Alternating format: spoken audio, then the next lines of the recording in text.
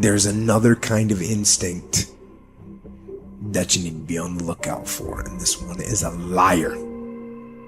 This one is a saboteur. This one is a backbiter. This is the instinct that says, you've had enough. You've given it your best shot. You can stand down.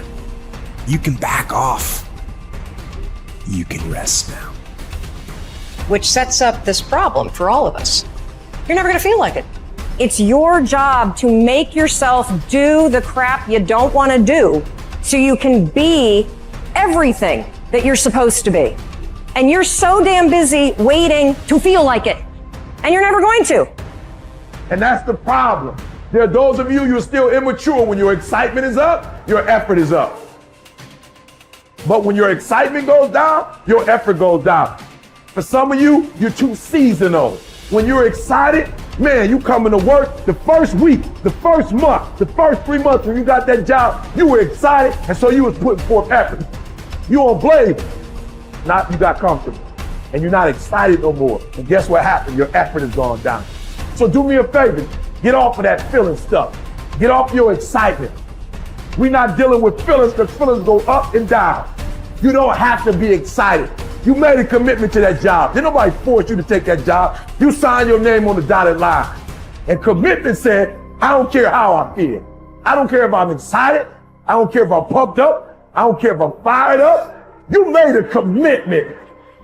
Now it's time to put up. Lazy people do a little work and think they should be winning, but winners work as hard as possible and still worry if they're being lazy. So if you're a winner, you ain't comfortable. Every day I get up and give everything I got to everything I'm a part of simply because this is who I am. Like the only thing I need every day of my life is 86,400 seconds. That's it. Like I don't need some reward. Like the only thing I need is breath in my body, and I'm flat out going get it. A person with passion always stands out. The world is so full of average that once you have passion and a sense of energy in your life, it distinguishes you. When you're passionate about something, it isn't reasonable, but you do it anyway. Passion will take you where nothing else will ever take you. It'll give you that decided edge. It'll help you to stand out. When you want to become a diamond, your whole attitude change, your whole mindset, your thinking, your relationships, the decisions that you make, how you spend your time, your energy, all of it changes. See, this is something that you can't be in this business. This business has to be in you. You take advantage of this opportunity. You let everything else go. You eat different. You study different. You practice different. You don't belong at the bottom, and it's time for you to get your butt from down there. It's time for you to stop being comfortable at the bottom. Get your butt up and get to where you're supposed to be. You are a royal priesthood. Get where you belong. Do what you're supposed to do. Live like you're supposed to live.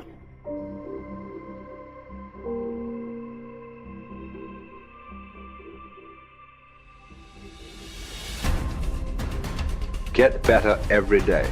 Socrates didn't know much. There wasn't much he held for certain. But he was sure, he said, that we cannot remain as we are. It doesn't matter who you are. It doesn't matter what you've done. Nobody is as good as they could be. Nobody is perfect. Everybody can improve. There are few self-fulfilling prophecies more important or more dangerous than this. If you think you have room to grow, you do, and you will. If you think you're as good as you can be, you're right. You won't get any better. It has been said that Tom Brady, the greatest quarterback in history, the youngest and the oldest to win a Super Bowl, isn't obsessed with winning. That's not what he focuses on. He's obsessed with improving the accuracy of his touchdown passes in the fourth quarter. He's obsessed with getting a little bit faster at releasing the football. He's not willing to stay the same, even though that same is very consistently the best in the league. The process of getting better, that's his drug. That's the dragon he chases. That's how he is able to defy aging and all expectations. The Japanese word for this is kaizen, continual improvement. Always finding something to work on, to make a little progress on. Never being satisfied, always looking to grow. Revolution, transformation, That's what amateurs chase. The pros are after evolution. If the first step is just showing up, committing to doing something each day, then the next step is finding something to focus on getting better at each day. And in this, where cumulative improvement meets compounding returns, we can harness one of the most powerful forces on earth. Think about it. Most people don't even show up. Of the people who do, most don't really push themselves. So to show up and be disciplined about daily improvement. You are the rarest of the rare, and if improvement sounds difficult, how about just making fewer mistakes? This is what Gehrig's manager said about him. The secret to Gehrig's incredible trajectory as an athlete wasn't just his commitment. It was that he never made the same mistake twice. The guy who began his career blowing at least one play per inning improved to one mistake per game, to one per week, to one per month. To err is human. But to err is each day is to become closer to the divine. We not only hold ourselves to a standard, but we ratchet the standard up as we go. Just as with weight training, what we're lifting should be steadily increasing with each subsequent workout. Our unwillingness to be satisfied with our performance, to be done with our progress, is what keeps us from plateauing. It drives us forward. Is it a little discouraging that we never seem to arrive? That our standards rise just out of reach of our abilities? Absolutely not. We move the goalpost so the game doesn't get boring, and more important, so it never ends. Ultimately, this brings us more pleasure and more satisfaction. We reach heights we'd never have been able to see otherwise. Do you want to be rotting or ripening? Are you getting better? Because if you're not, then you're probably getting worse. Anyone, whether they're a professional athlete or a house cleaner, can get better at their job. You can get better at being a person, a citizen, a son or a daughter. You can get better at how you think, how you focus, what you think about. Just as one person delights in improving his farm and another his horse, Epictetus would say, riffing as it happens on Socrates, so I delight in attending to my improvement day by day. He said this as a man who clawed his way out of slavery. He said this from exile. He said this as one of the wisest men in the ancient world. And still, he was focused on how he could get better every day, in every way. One can imagine that for Epictetus, this discipline would have been extremely helpful in those dark times, because it gave him something to focus on, something only he controlled, not his master, not society, not his station in life. But this discipline is also helpful in the good times too, preventing one from getting too cocky or complacent. It doesn't matter what the scoreboard says, or the bank balance, or the sales figures, or the headlines. You know whether you're getting better or worse, whether you're making progress day to day. And if you are, wonderful. If you know there is room for improvement, also wonderful. Either way, your marching orders are the same. Come what may, success or failure, fame or misfortune. A focus on progress lets us look ourselves in the mirror with pride and ignore all the commotion in the background. It's the journey of a lifetime. In fact, that's the way to think about all of this. How much progress could you make if you made just a little each day over the course of an entire life? What might this journey look like? Where might it lead if each bit of progress you made presented both the opportunity and the obligation to make a little more progress, and you seized those opportunities, you lived up to those obligations each and every time? Will you choose to take this journey?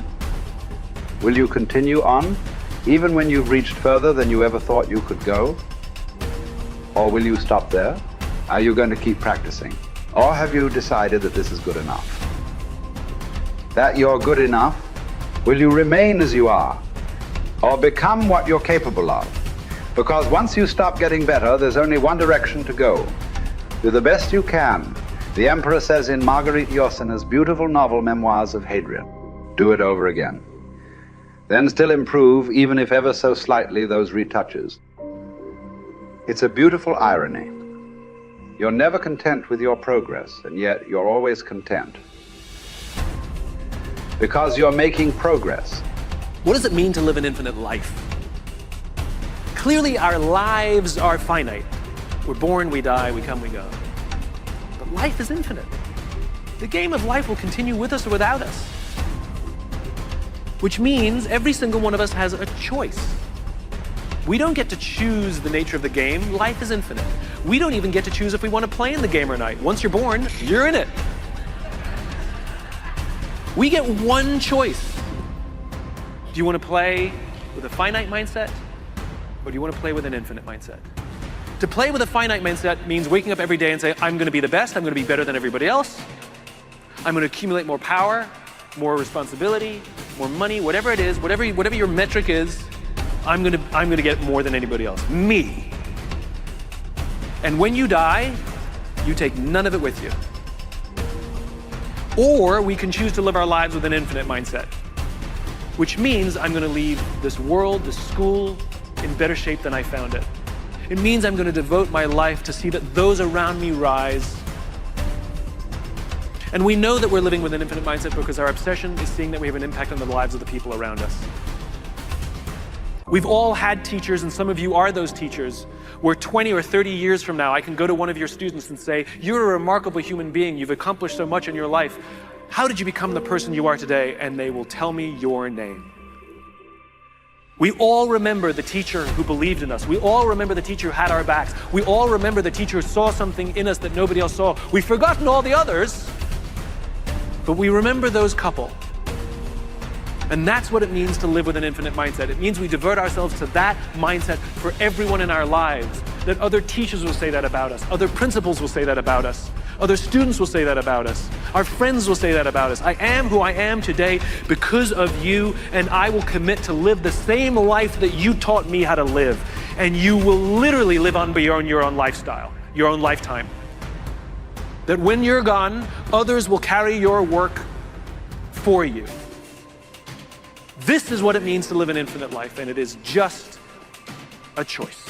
Nobody changes until they change their energy. When you change your energy, you change your life. It's the way it is. When you stop using your enemy to reaffirm your addiction to hatred, when you stop using your best friend to reaffirm your addiction to suffering, when you stop using your Facebook to reaffirm your addiction to insecurity, when you stop that whole process and you start going inward and you're no longer relying on those outer things that create those emotions, and you start creating those inner emotional states, you start changing your energy. Now, whatever is no longer a vibrational match between you and that past, present reality is going to fall away. Right. They're just going to spiral out. You're no longer putting your attention on them. In other words, the stronger the emotion you feel with some problem in your life, the more you give it your attention. Where you place your attention is where you place your energy. You're giving your power away, your life force. Yeah. Lower the volumes of that emotion, you take your attention off that person, you're calling energy back to you. Yeah. And you're building your own electromagnetic field. We've seen the evidence of that in many events, because when people start overcoming themselves, the first day, not always, but the energy of the room will drop. Why? Because they're drawing from the field to build their own field. Now when they build their own field the next day and the fields start interfering with the people next to them, whoop, the energy in the room just keeps going up. So now there's no longer a vibrational match between you and your coworker. Be prepared, because that old known thing is going to fall away because you're no longer emotionally and energetically connected to it. So then when you get in that state, it's not a time to try to put it back together, because at the same time these things are unraveling and they're moving towards chaos, and chaos is just unpredictable order. Right. It's novelty, the newness of an experience that you can't predict is chaos. If you apply the formula, and all potentials in the quantum field exist as electromagnetic potentials. They are possibilities. When they begin to synchronize coherently, your brain and heart, you got a strong Wi-Fi signal, because now you're putting out a very laser coherent signal. Right. When there's a synchronization between your energy and that potential that exists in the future, but it really exists in the present moment, because that's where they exist in the quantum. Now you start to see synchronicities in your life, and those are breadcrumbs from the field, like keep going, you're onto something.